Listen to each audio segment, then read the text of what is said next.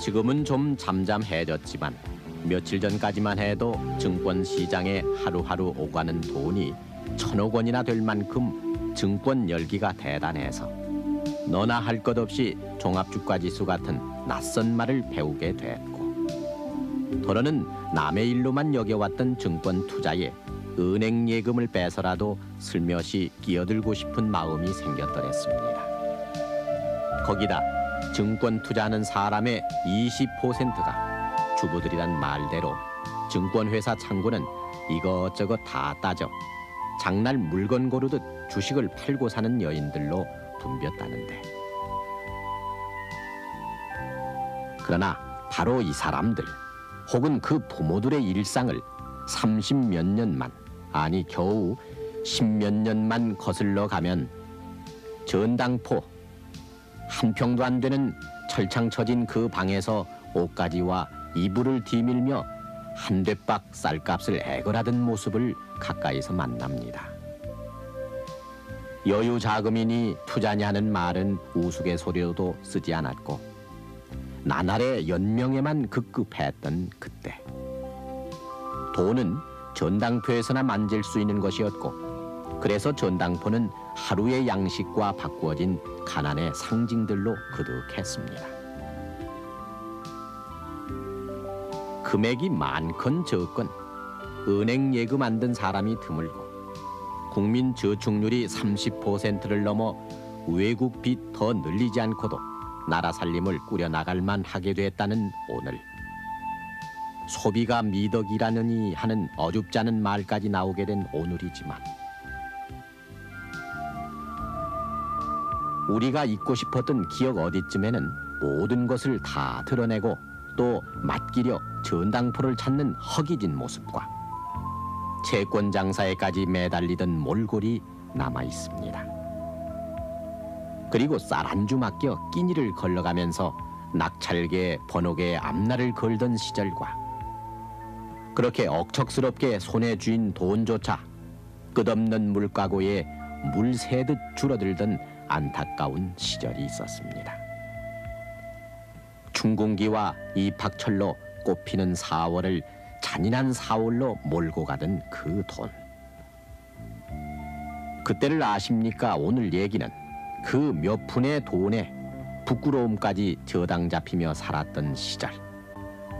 그때 우리들의 돈 얘기입니다.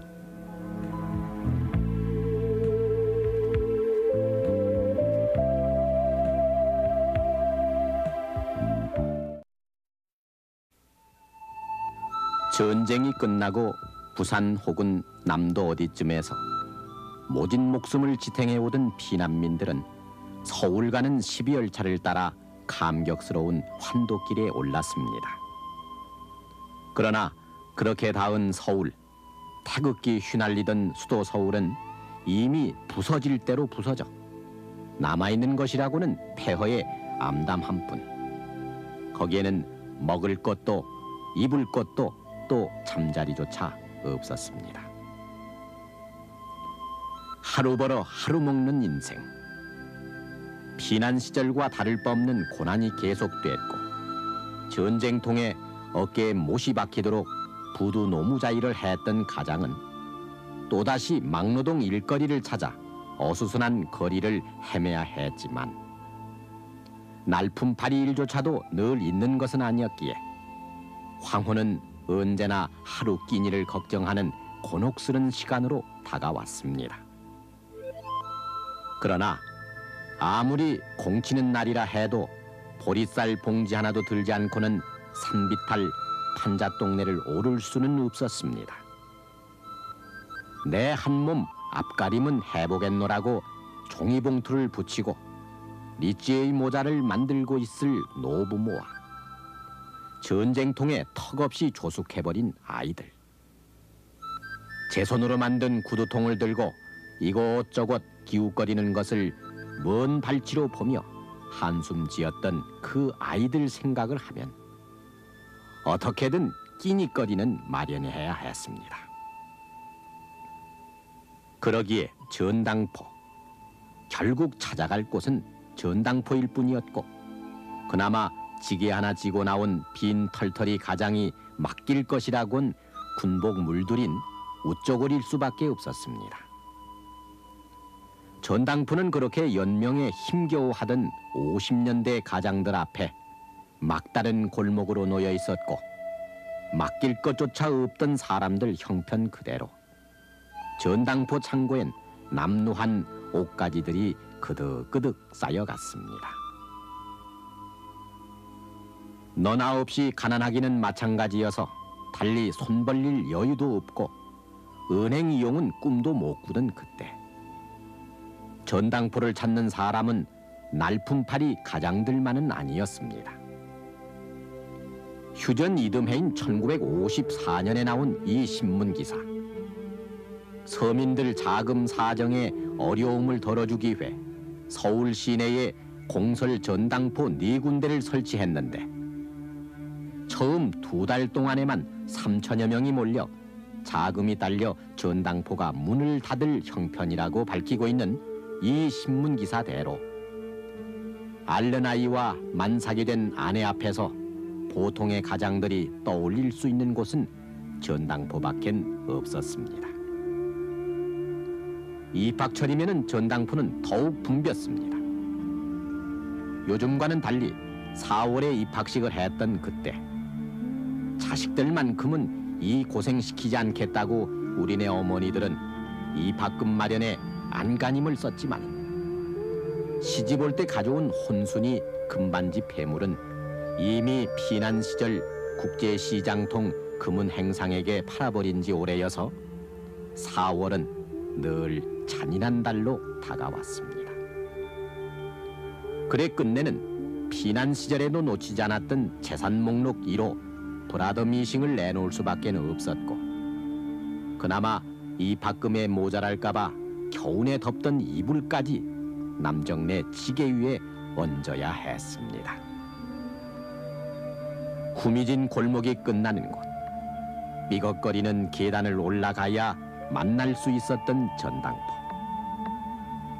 삶의 애환이 저당 잡혀지던 그 전당포에는 흉흉하고 척박했던 그 시절 모습대로 철문과 철창이 있었고 철창 사이로 미식머리통을 내밀며 2,000환에다 1,000환만 더 쳐달라고 애걸을 해봐도 돌아오는 것은 너무 낡았군 하는 매정한 답변과 도둑 물건이 아니냐는 듯 몸 전체를 훑어보는 싸늘한 눈길뿐이었습니다.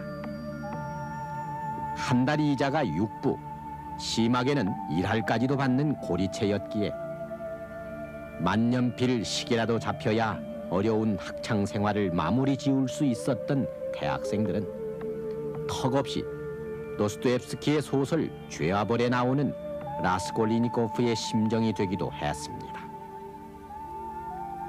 게다가 그때만 해도 넉 달에 불과했던 변제 기간은 하루하루 연명하는 사람들에게는 너무나 짧은 기간이어서 묵은 빚 갚으려고 새빚 내듯 미싱티를 찾기 위해서 또 다른 살림 미천인 짐 자전거도 맡기곤 했지만 전당포 공매 처분 날에는 언제나 찾아가지 못한 물건들이 즐비했습니다. 옷가지가 70%를 넘던 그 공매 물건 중에는 벽시계니 장롱 같은 그런저런 가난의 흔적들이 있었고 요즘 같으면은 망신당하기 알맞을 우산에다 놋그릇, 심지어 신고 있던 구두까지 버젓이 끼어 있었습니다.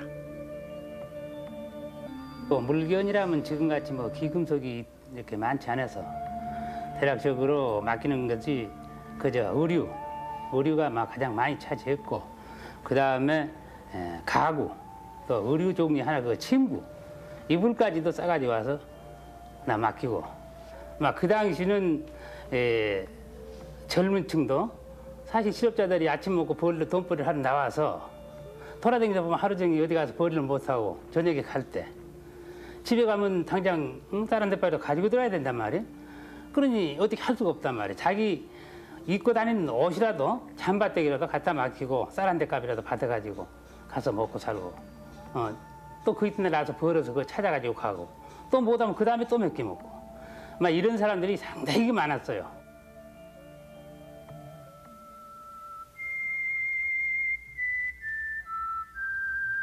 뭔가 저당 잡히지 않고는 살아가기 어려웠던 우리네 가난한 50년대를 더욱 초라한 모습으로 몰고 간 것도 골목길을 휘젓고 지나가던 채권 장사의 느릿느릿한 목소리였습니다.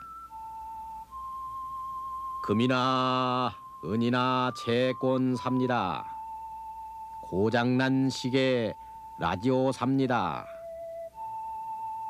배고픔과 질병 앞에서 돈 되는 것이면은 무엇이든 내다 팔아야 했기에 저녁 무렵 온 가족의 유일한 낙이었던 제니스 라디오도 갑오로 내려온 벽시계도 한숨 속에 팔려나갔고, 얘야 언젠가 이 종이가 큰 돈 만들어 줄 게다 하며 시아버지가 마지막 자랑처럼 여겼던 무슨 공채들도 채권 장사의 몇 마디 트집 아래 말도 안 되는 값으로 넘겨져야 했습니다. 머리카락도 돈이 됐습니다. 궁색한 살림에 더부살이가 못내 안쓰러웠던 할머니는 찬빗으로 하얗게 센 머리라도 빗어 한 움큼 달비로 지전 몇 입을 보태려 했고, 그런 모습은 가발 수출이 한창이던 70년대까지도 이어졌습니다. 그리고 세탁소. 헐벗은 사람들이 웬 세탁소냐고 반문할지도 모르지만은 장롱조차 변변하게 갖추지 못한 형편에 세탁소는 한 벌뿐인 양복이니 치마 저고리를 좀 쓸지 않게 간수해주는 장롱 역할을 톡톡히 해냈습니다. 거기다 그런 옷조차 갖추기 어려웠던 사람들은 세탁소에서 몇 푼의 돈을 내고 남이 맡긴 옷을 빌어 입곤 했는데, 그런 날은 대개 맞선을 보거나 어렵사리 합격한 직장에 면접 시험이 있는 날이었습니다. 제가 그 예식장 주변에서 세탁소를 했습니다. 그래서 그 당시에는 뭐 옷도 쓸만한 게 없었고요. 그래서 저희 세탁소 와서 전부 빌려 입고 결혼식 하는 사람이 많았는데, 대개 그 주인이 딴 사람이기 때문에 원래가 그 빌려줄 수 없는 거예요. 다 세탁이 돼서 완전히 시하게 해놓은 거니까. 그렇지만은 그 본인이 하도 딱하게 얘기를 하고 그래서 심지어 신부까지 같이 와서 빌려달라고 사정을 하니까요.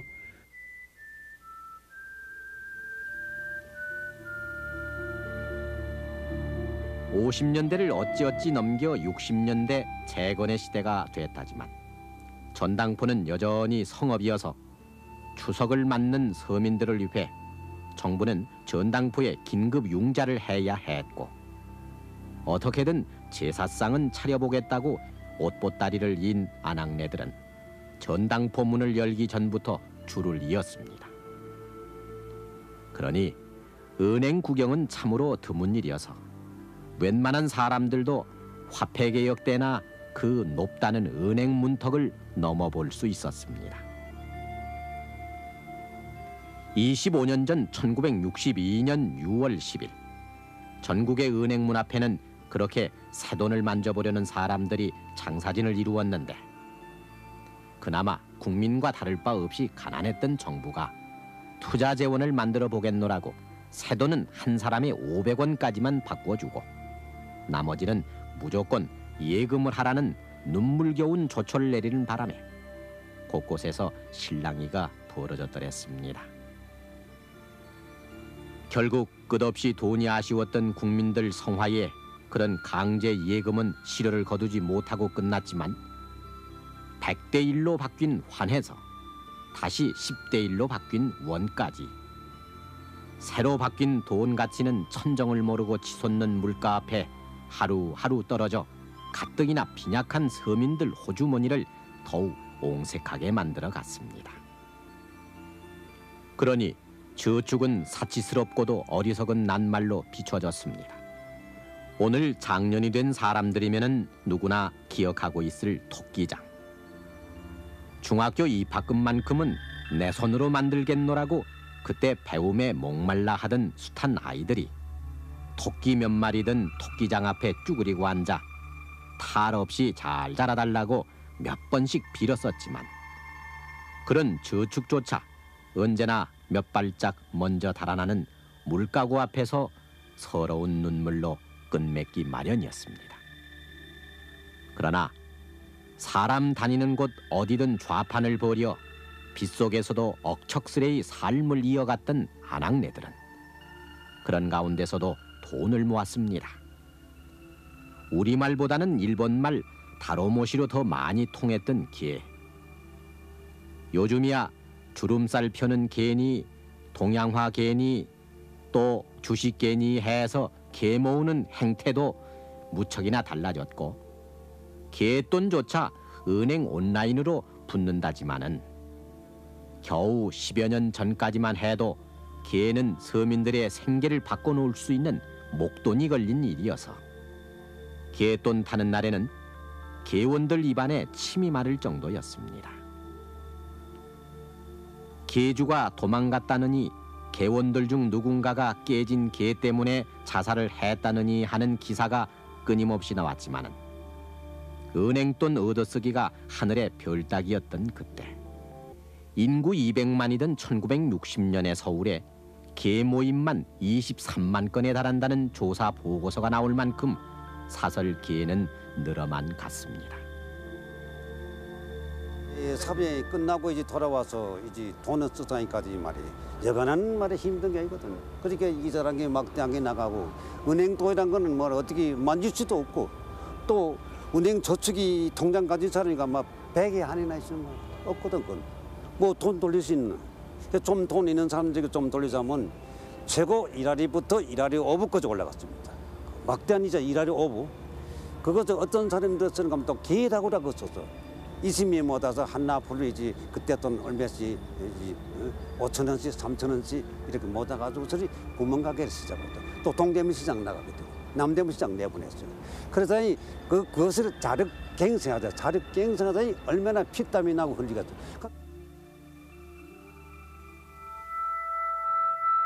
세월의 흐름은 돈의 흐름도 바꿔놓았습니다. 전당포는 70년대에도 꾸준히 늘어갔지만은 옷가지니 이불을 들고 오는 아낙네의 모습은 사라지고 대신 40원짜리 짜장면 한 그릇을 먹어보겠다고 장난기 어린 모습으로 시계를 풀어보는 까까머리들이 그 자리를 차지했고 이제는 아예 그 시계조차도 귀찮아 자동차니 밍크 코트쯤 돼야 흥정할 정도로 바뀌었습니다.